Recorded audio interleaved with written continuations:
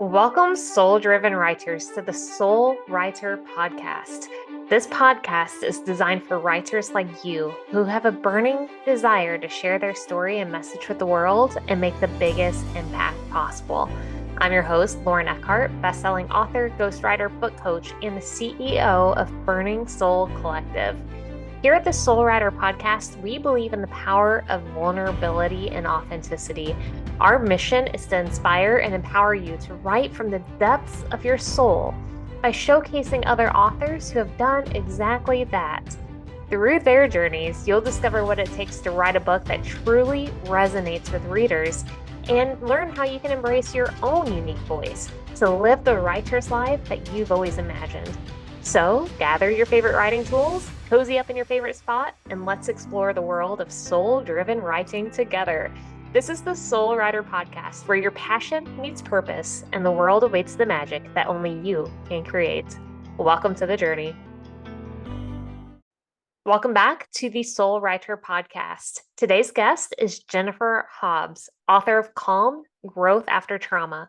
Jennifer Hobbs is an Army veteran whose compassion and humor reaches far and wide through her drive to connect and support others. She has dedicated over a decade of teaching and education and serving veteran nonprofit organizations. Jennifer is empowered by the personal growth that comes with struggle, and she inspires others to embrace their journeys as well. In today's episode, we'll talk about what shifted in Jennifer's journey when she fully committed to writing her book, how she's turned trauma into a way of helping others and herself, and the impact that writing can have on other people.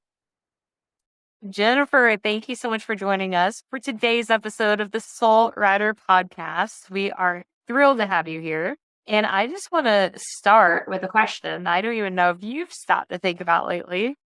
How long have you been an official author with a published book?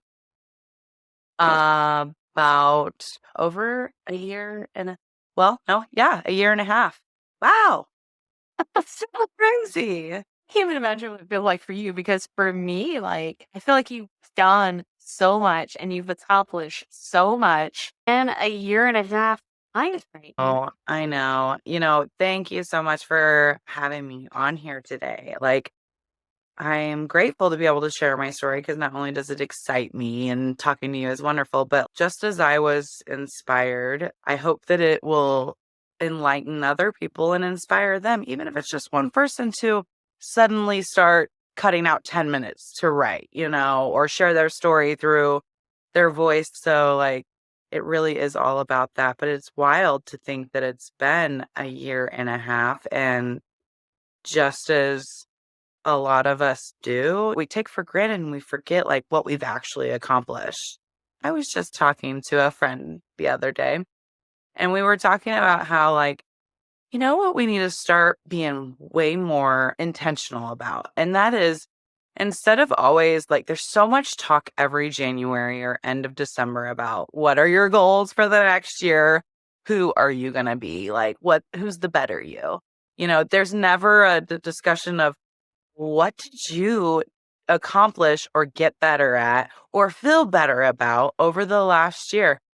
Even though some people may take the time to think of that or maybe even journal, why doesn't that conversation happen way more amongst people rather than you're not adequate enough, so what are you going to do next year? You know what I mean? I totally agree. And on that too, I hear a lot of, well, I didn't achieve this year, so I'm gonna do this year. But like you said, where's the focus on what you did achieve and who you became Right. at the end? Because especially for those of us who are very, we have that mindset for growth, right? We're always thinking about how can we grow? How can we become a better person? What can we learn? It's so important to honor that, because you don't want to feel like you're just always changing who you are. You want to honor who you are today versus who you were, like you said, a year ago, heck, a month ago. Exactly. I love that. That's a great point. So a year and a half of officially having a published book. Before we hop into the rest of your journey, tell the audience what your book is about. So Calmed, Growth After Trauma is a dual memoir of my story of a deployment to Iraq, where I actually met my now husband. And so the dual being that some of the chapters are told from my perspective and some from his perspective through this very traumatizing and difficult deployment that we shared with soldiers who are just my loved ones nowadays. And the story of loss and the trauma that came from that, but then the growth that came from that, all of this, the story, how it really changed our lives, but it changed it for way better. And so when you read it, you will see that like growth can come from trauma. As a matter of fact, the more I read and educate myself, like struggle is very useful. It can be very useful. Yeah. Yeah. I think it's one of those that I think you can get to a really wonderful place in life when you can see that in the midst of the struggle, what it's Yeah. doing for you, your character, what you're meant to learn from it. But even just having the ability to reflect back on the struggles that you did go through and see how they aided your growth and shaping your character. I mean, when did you first know that you wanted to be a writer or an author? I think I first became interested in the craft of writing. I recall back to fourth grade. That would be like the grade where I feel like I started to journal and write poetry back then. And I remember winning like the young authors writing contest and really started with poetry was what it was. And then as I started to go through high school, when I had opportunities to actually, I could think of a couple projects where you got to pick like how you did that project and how you presented it. And there was like one where I did poetry again. There was another one where we crafted a song. So like I recall taking like the words we built and then I did it with a partner who could play the piano.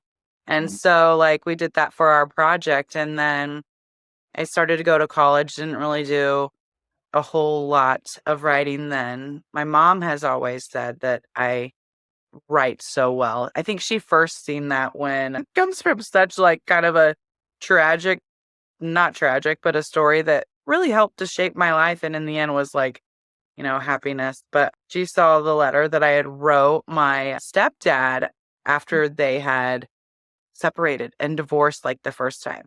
And I wrote him this heartfelt, probably just traumatized him from this little, like, this young girl who's been in his life. And so when she's seen that, that's when she was like, wow, like you really know how to write.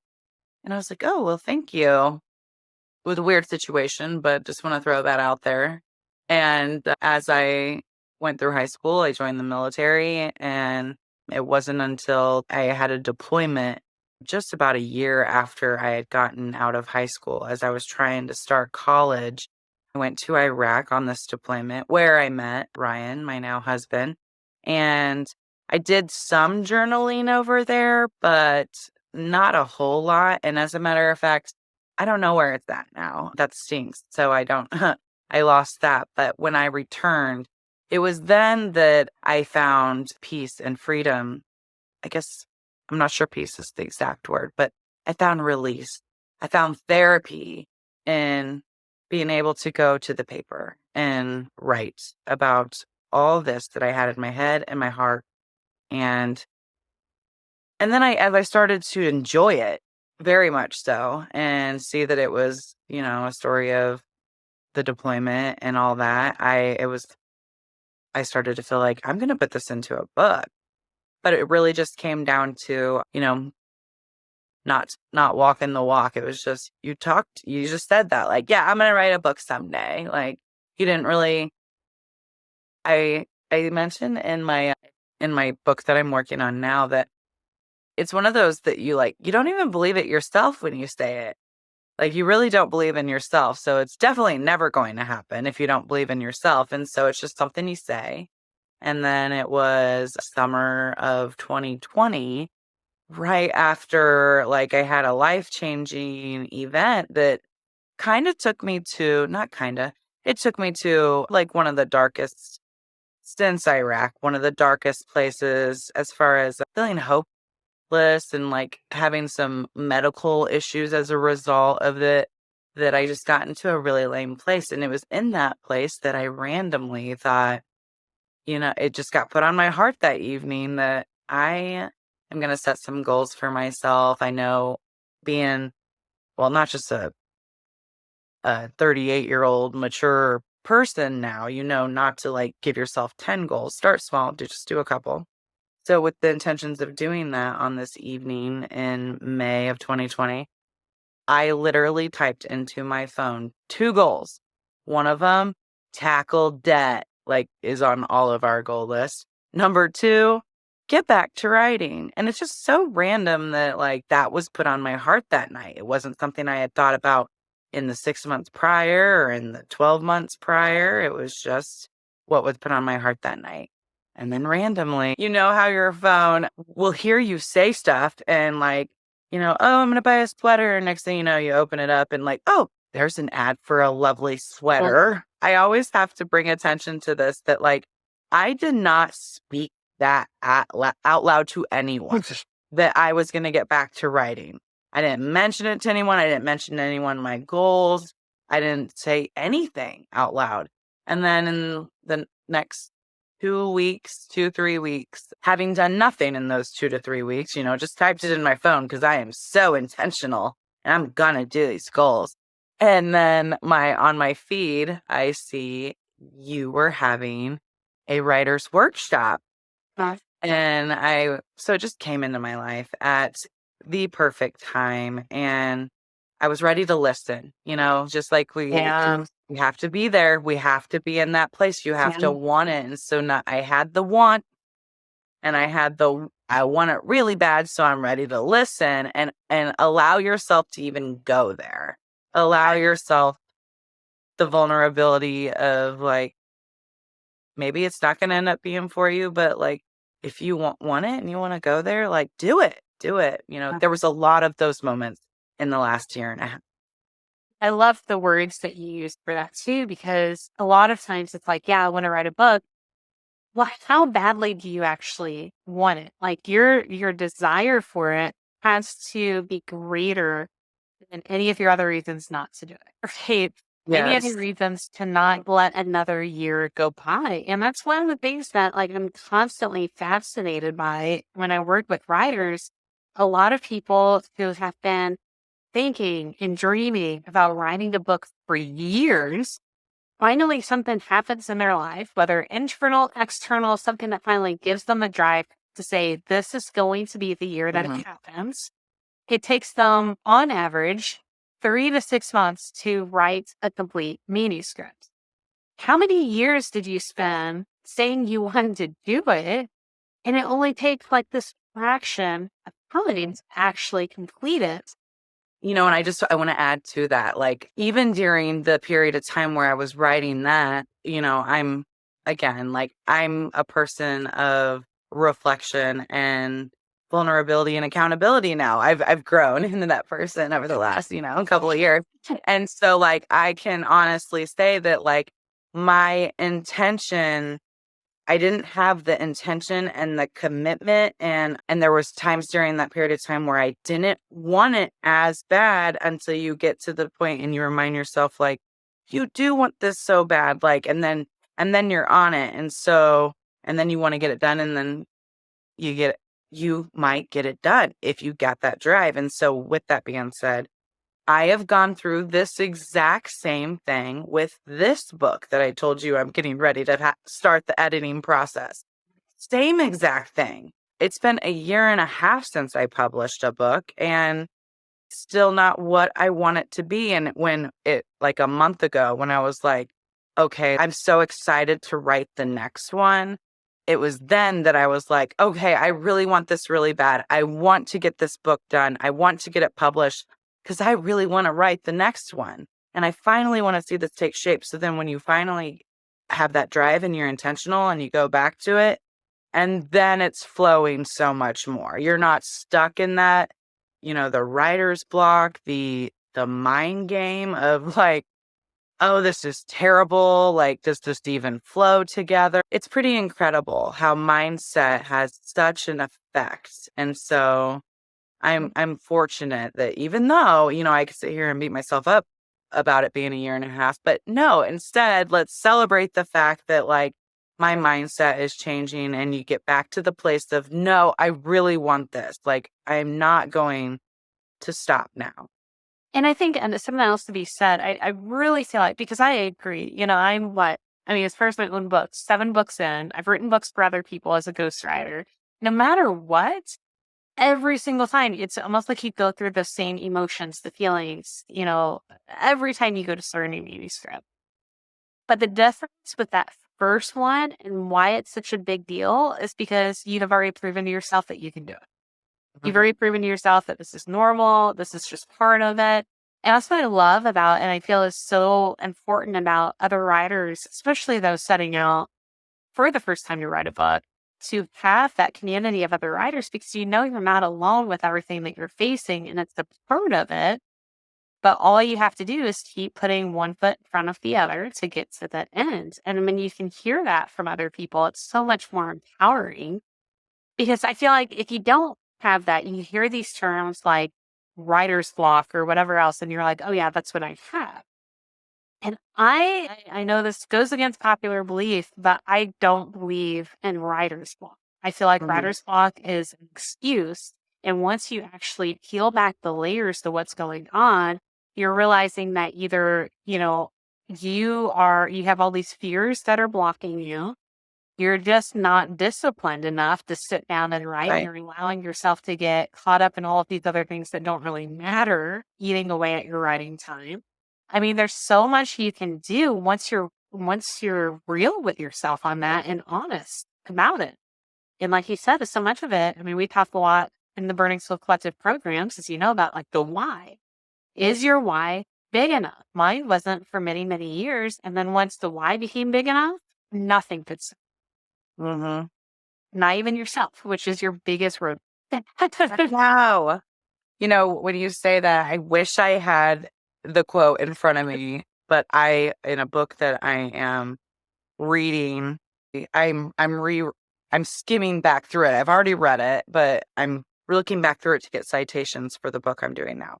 Yes. And one of the parts, and I won't be able to quote it exactly like it is, but it says something about like when you finally like consciously realize that the things you're doing unconsciously, that you're no longer calling it fate. Like, and I hope I make that I hope I make that clear in the statement that it was saying. But like so many times, like we'll sit there and be like, oh, I think it was just good timing, it was fate, it all should have worked out this way. But that's great, like, way to go, positive Patty. But let's also give the space to what is really going on. Like, what is really going on when you have resigned from teaching, Jennifer? You've given yourself the time to write every day for hours at a time, and you don't do it. And then you're like, okay, you just, oh man, like, luckily for me, I've identified like what really is going on, and it's me, it's my drive, it's my choices, and it's what you do with it then. Can you talk about that? Because, and maybe there's not anything specific you can peg, but I really feel like for those who are like starting to like get to the point where they're like, okay, I got to start taking ownership of my excuses. I'm start taking control back of how I'm spending every second. Did you have a process, whether journaling or whatever else, of like, okay, this is how I'm going to have this breakthrough? You realize that I am in control of this more than I've allowed myself to accept in the past. When it comes to when you ask about the processes, I have literally tried less than a handful of them. I've done I've done a graphic organizer, as I was starting to prepare for everything. I have done the Post-its on above my computer, like 12,000 words, 12,000 words. Take a Post-it down when you make 12,000 words. I have had on this book, again, it worked really well writing calmed. But when I was working on this one, I also put the paper all across the wall to make a timeline. And so, but even with the timeline and the Post-its above my computer, none of that got the writing done. It was really coming to the point that, like, when I decided to take your advice on, like, shoot for 10 minutes at least, when I started to look at those writing prompts and just the advice of just 10 minutes, it's 10 short minutes. And then I was like, okay, like, Jennifer, like, let's at least shoot for 10, but like your intention is to write for an hour.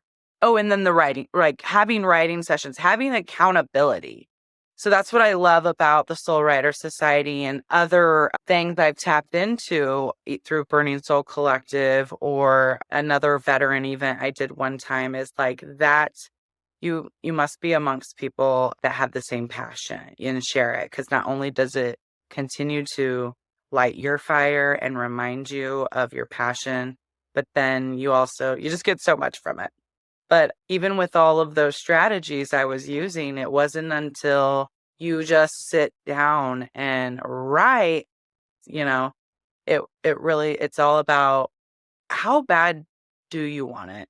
That's what you really got to dive deep on that, because you could sit there and you could teach the class on all the strategies that you could use, but until you apply them with intention and have a plan. And I also think one of the things that I thrive on is making sure it's a set time. Because if I set that time in the morning, which is what I prefer, because if I set that time and I don't meet it, and when I don't meet it, usually it's because of my drive and my choices and my mindset. If I don't meet that, because it's not, like detrimental and someone went to the ER, the next in the evening when you're like, okay, I got to get back to this, then like two kids are like, mommy, mommy, mommy, or you're thinking of some other, and I say excuse because it is an excuse, but some people might be thinking to themselves, well, it's not an excuse, it's dinner. I got to feed my kids. You're right. You're absolutely right. But where you go, like, how bad do you want it? Like, where are you going to draw the line? Are you going to do it after dinner? Are you going to stay up 10 minutes later than what you usually do? Like, are you going to wake up 10 minutes earlier? And so my advice is to, like, allow yourself to go to the space to really reflect and ask yourself, how bad do I want this? You know you want it bad because you're clearly thinking about it. But do you believe in yourself? Do you see yourself as an author? What is that going to be like and feel like when you have a story that needs to be told? It's such good advice because you've been through it. You've been through the ringer, through all of the different pieces of the author journey. And that's why everything you're saying is so valuable. And, one of the things with that, I really hate the phrase like fake it till you make it. But sometimes that's what you have to do is you start to step into what is a piece of who you are, but you're going to face that imposter syndrome for a long time, and like, am I an author? Am I a writer? Yeah, you have that passion, you have the drive, you're starting to understand that this is part of your purpose here in this world to get this message out. So yes, you are. You were already born to be that, and now you just have to step into it. But it takes you believing. And like a big thing of everything you're talking about, it's like, yeah, you're not a writer if you're not spending time writing. What do professional writers do? They carve out time in their day to write because it's a big piece of who they are and the things that they want to do. Like anything else, you become something when you are spending the time doing the actions, living by the habits of, what that title would do. Right. One thing that I really want to make sure we're spending time to fit on too, because I feel like you set such a great example of all of the lives that you've changed since your book has been out. But let me talk first from even just the writing point, because you were in this position where you were sharing your own story, but telling about other people's lives who were also unfit. So you struggled for a bit with like, how much do I share? Can you talk through that process and how did you get to the point of saying, okay, this is what I can share? And what was that process like for you? I think that's probably one of the things that kept me from even going to before I wrote that goal down that May that said, like, get back to writing. It was probably one of the things that scared me away from it. as I would go and journal, like it was usually at the places of sorrow and sadness and missing this period of time in my life with the family I served with, my battle buddies. And so I started by just writing, journaling before I ever even thought about writing it into a book and actually believing in myself after that writer's workshop. So as I started to write after, I connected with you and decided like, yeah, let's do this. Like I am going to write this book and publish it as soon as possible. When I got to that space, then it was more like, then I was more timid. During the times that I was journaling, throughout those years, I wasn't holding back because you didn't have to worry about who was going to read it. So then as I revisited these papers and I'm reading through them, I remember we had conversations about, I was nervous, like this could really be a bombshell here. It could be really hard to put this out there and some people aren't going to like it. And like, I might lose a little bit. They might not want to talk to me and things of that sort. And so I had to take some time to reflect on it and think like, what is valuable that needs to be in the message that I want to send in the story that the reader is going to sit down and read.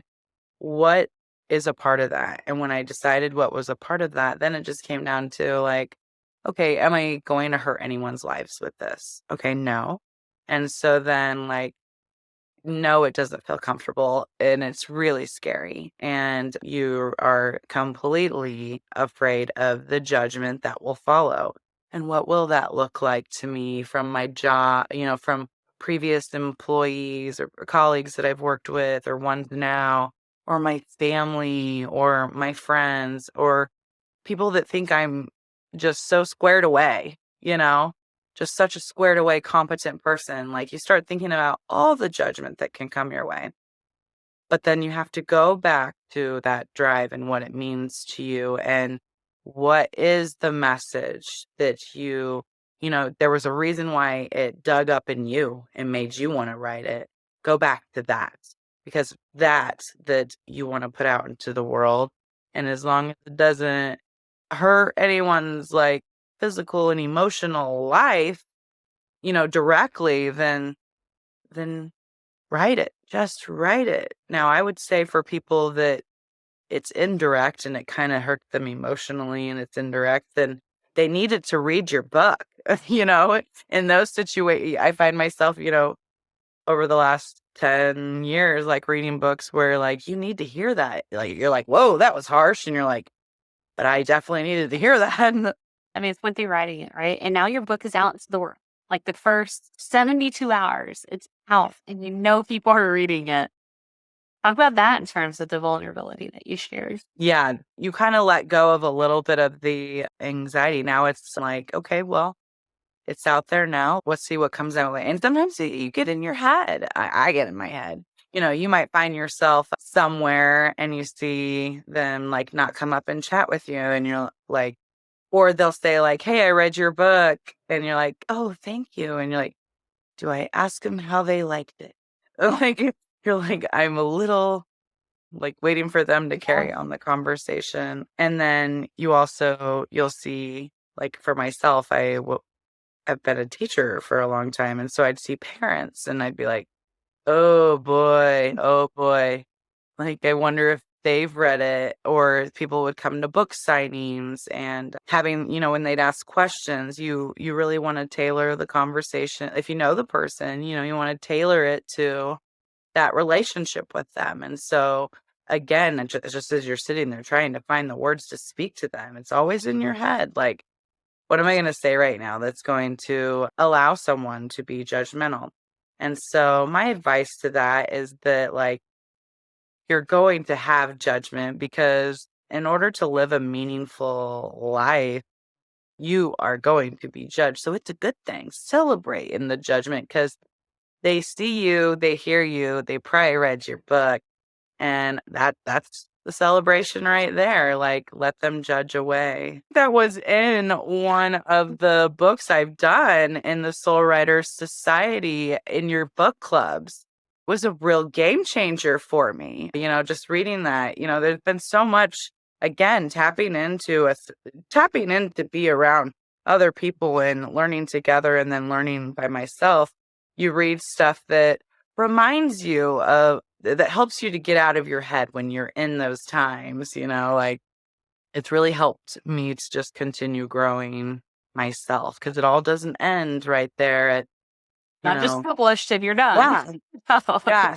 And you're like waiting for that. That was another thing I had read, like you're waiting for the parade to happen. You just published a book. Where's the parade? Like, no. So you have to lead the parade. Yes. To occur. Yeah, I completely agree. Yes.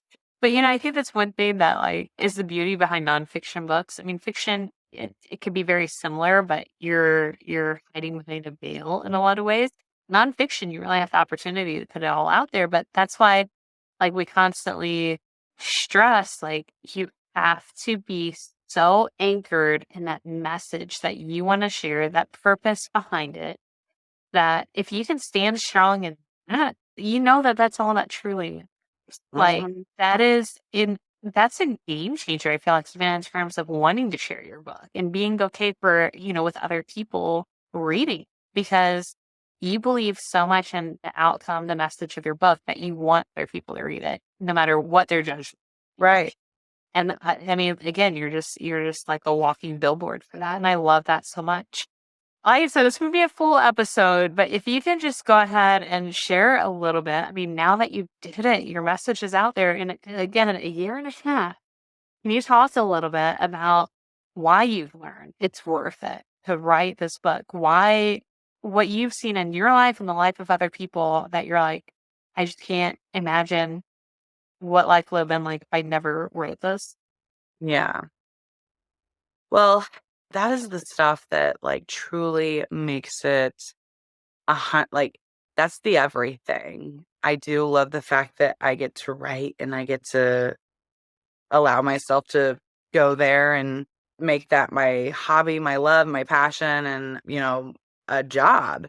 So the thing that makes it so worth it is when I get the opportunity to connect with other people, whether it's talking about my book and they're sharing with me, or they just stopped by, like maybe I'm doing a book signing or I'm present, and it opens up the conversation to converse with a veteran or a family member of a veteran.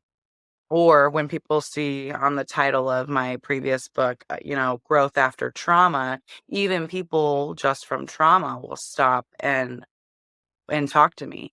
And that is the absolute most amazing thing about sharing your story. I really hope the next book does that for sure.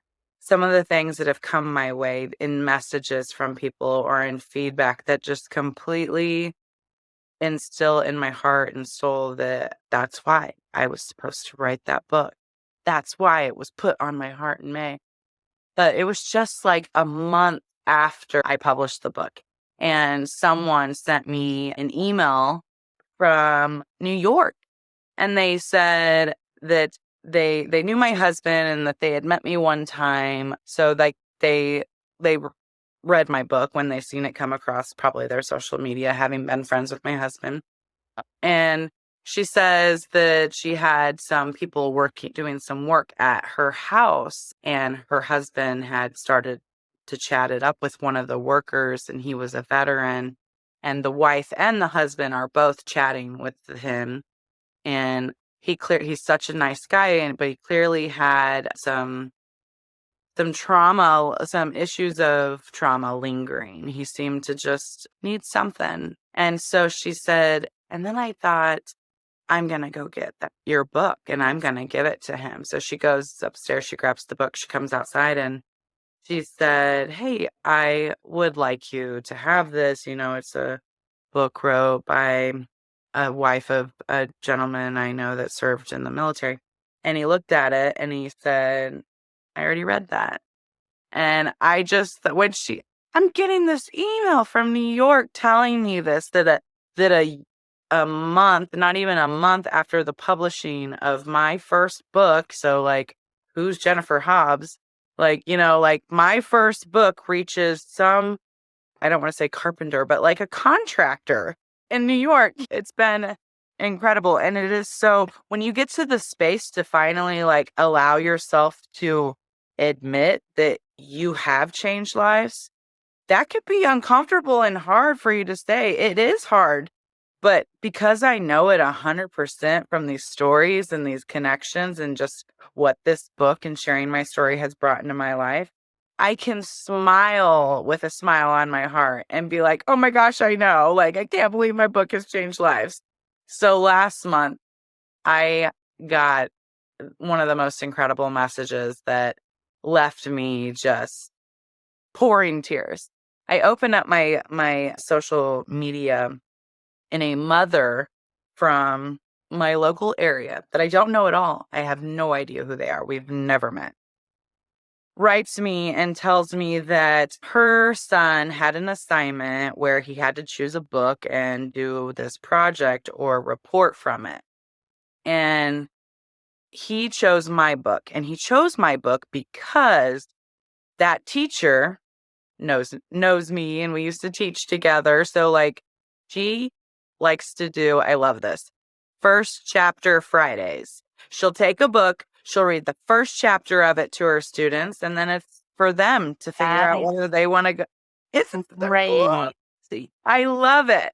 So she uses my book and reads it to her high school class for first chapter Fridays.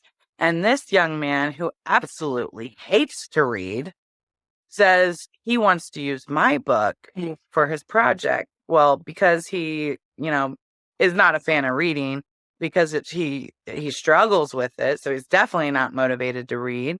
He asked his mom, like if she could assist in the helping him out on reading the book. So as a result, she got to spend evenings with her high school son reading through my book. And she was like, I just want to thank you for those moments. Like, even now, like, wow. She goes, I just want to thank you, like, for those moments. I know I don't have a long time of those. And you made that happen with your incredible story that inspired my son to want to read it. And I was like, oh my gosh, the tears were flowing. And my husband saw, and he goes, what's wrong? Are you okay? And I was like, and I read it to him, and his face, like, he got teary eyed too. And he was like, that's when it's all, it just makes it all worth it. And I was like, he knows, he gets it. But that was just like, those are the stories that are incredible. Incredible. And you know what? I feel like you have gotten so much feedback, right, on different ways that you have impacted someone else through this book. There are so many people who never reach out to the author. Mm-hmm. There are so many people who never leave reviews. And that's Right. what's so incredible too. It's just knowing that just what you've heard, without a doubt is multiplied, and just the ripple effects, right, that keep occurring as a result is mind blowing. It's absolutely incredible. It's so incredible. And then to sit there and like reflect on the fact that, like, that's what I wanted with the book. Like, my message and my theme was to not only shed some enlightenment for more understanding of what combat might look like in the transition home, and then how post-traumatic growth can happen from it. But when you start to see that take shape, and that, like, it worked, like, you accomplished it, you did it, like, that's when it's like, wow. Well, as we wrap up, Jennifer, is there any sort of last minute advice that you would want to give other people who have thought about writing a book, or even just sharing their story with the world, with whatever format that looks like? Any tips you want to share with them? Well, I could sit here and say, like, a great place to start would be, at least going 10 minutes to the page. But when it all comes down to it, like, it has to start inward.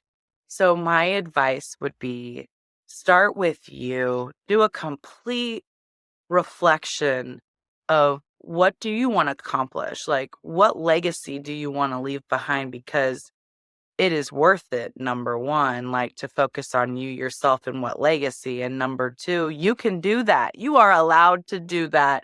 And if no one's ever told you that, then that is my advice. Allow yourself to take a look at what you truly want, because then from there, you got this. You'll learn things, they'll work. You'll learn some things, they won't work. But look at you and what you want. That's fabulous. Thank you for sharing. And then how can people connect with you and follow along on your journey? Oh, well, I hope that you do so. You can please start at my website, thejenniferhobbs.com, so you can sign up for my newsletter and be in the know of when book 2 is dropping and which will be this year, and all of the other initiatives I'm trying to bring to the forefront on my mission. I'm also on Instagram and Facebook and YouTube as author Jennifer Hobbs. And yeah, TikTok. Oh, my TikTok author Jennifer Hobbs right there. Yeah, it's always adding on, right? Like, did I cover all of the different platforms? I know. I know. Jennifer, thank you so much. A lot of incredible nuggets of wisdom for everyone, especially starting out. And it's just been, seriously, just an honor to be able to watch your journey. And it's just the beginning. Like, it's just the beginning of it. Thank you so much for tuning in to another inspiring episode of the Soul Writer Podcast. I hope today's conversation has ignited a newfound passion and determination in you to write from a place of vulnerability, authenticity, and soul. Remember, your story has the power to make a significant impact in the world. And by sharing your unique voice, you're contributing to the tapestry of human experience. So go forth, embrace your soul-driven purpose, and let your words transform the lives of your readers. Be sure to subscribe to the Soul Writer Podcast so you don't miss out on any of our upcoming episodes, where we'll continue to share valuable insights and inspiring stories from fellow authors. You can also join our community on social media to connect with like-minded writers and share your own journey by looking at Burning Soul Collective. Until next time, keep shining your light, and remember, your story matters. Your words have power, and the world needs the magic that only you can create. This is the Soul Writer Podcast, signing off for now. Right on, my friends.